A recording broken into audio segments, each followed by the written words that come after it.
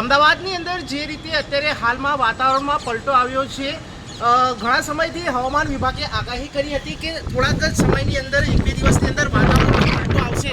ત્યારે હું કેમેરામેનને કહીશ કે આ દ્રશ્ય બતાવે જે રીતે અત્યારે હાલમાં વાતાવરણમાં પલટો આવે છે, ધૂળની ડમરીઓ ઉડવા લાગી છે, નજીકની બિલ્ડિંગો પણ દેખાતી નથી, ખૂબ જ પવન સાથે ધૂળની ડમરીઓ અહીંયા ઉડવા લાગી છે। ત્યારે ખૂબ જ આસપાસના વિસ્તારોમાં પણ વરસાદ પડવાની પણ શક્યતા દેખાઈ રહી છે।